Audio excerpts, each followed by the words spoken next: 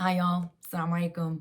Ramadan Mubarak. Inshallah, everyone's been having merciful days and peaceful nights throughout this holy month of ours. I came on here to share a reminder that I have to tell myself, because until now, in my 30s, my imperfections, my shortcomings, my challenges still get in the way of Allah's mercy and forgiveness that He so generously provides us, especially during the month of Ramadan. And that is, even if you have not fasted once this month, or even prayed, or maybe never prayed, or it's been years since you fasted, it's never too late. The mindset of, I already messed up, the damage is done. And I have to always tell myself, who am I to decide that it is too late before Allah has decided that? He knows that we're human beings. Perfection is saved for Allah. We are intended to be imperfect beings that make mistakes, that have diseases of the heart that we have to constantly cleanse, which are the practices of our faith. And a big part of the way of living as Muslims is prayer and fasting in this holy month of ours. That is literally nothing but an overflow of forgiveness and mercy. He is providing it for us, and it's just a matter of whether we want to accept it for ourselves, whether we see ourselves valuable enough. He is the judger of our fate, not ourselves. We are in the last 10 days of Ramadan this year. Let's say you never fasted a day last Ramadan. If you decided to fast tomorrow, one day, is that not one day better than what you did last year? Although it may be a slower process than what you might see around you, is that one day not showing Allah that you are trying, that the dunya might be feeling like it's winning, but you're trying? He sees that and He feels that intention. Believe and see the value in yourself, because Allah does not create people by mistake. You were not created so flawed that Allah forgot about you. And I don't care what anyone says. If it's one day, it's still one step in the path to Allah. And that is worthy.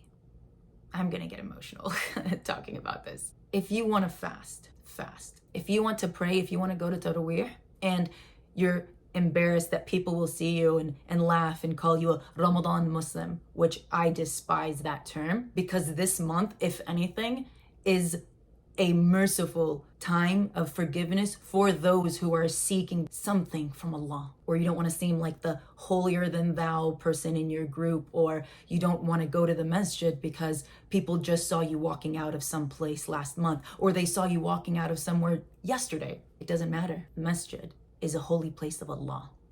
No one decides or should judge who steps foot in there. I think I've been wearing the hijab for 13 years now. I was so lost and hurting so much, and there was just something empty that needed to be fulfilled in my heart, and I was trying to fill it from all places except Allah. I tried praying at home, and I was like, man, I messed up so much that I don't feel anything when I pray. Allah forgot about me.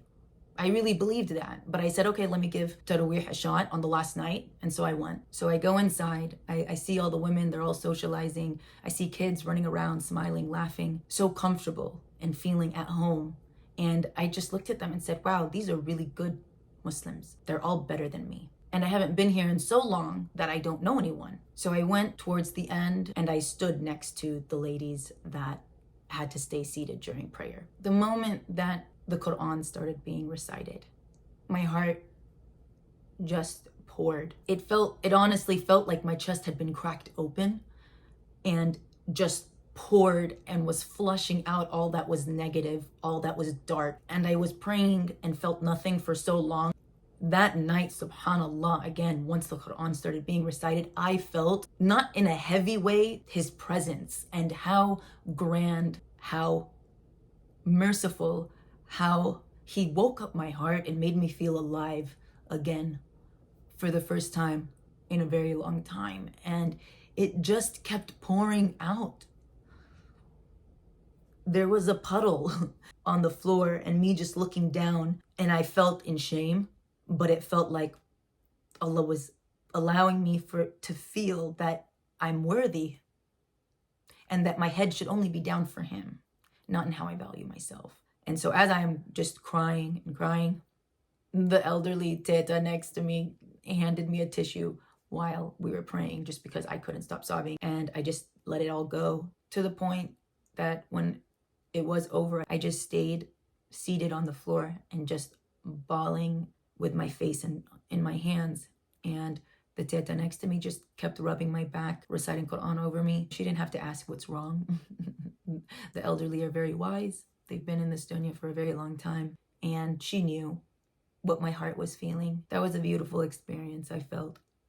By the time Eid came, Eid al-Fitr, I went to the masjid, heard a khutbah that just coincidentally answered something for me about the hijab.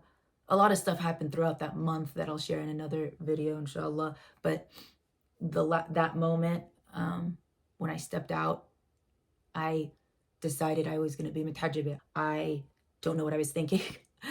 It came from Allah, because I didn't even own a hijab. I didn't know how to be a hijabi. I didn't know it was summer. It was really hot. I didn't know how to dress up in a modest way that looks decent. And I remember the first time I stepped out, which was during like an Eid celebration where a lot of people in the community were outside with stuff for the kids, adults chatting. And it was like college time for me back then. I remember walking up with my hijab and just telling myself, it's okay. I only care about Allah's opinion and no one else's.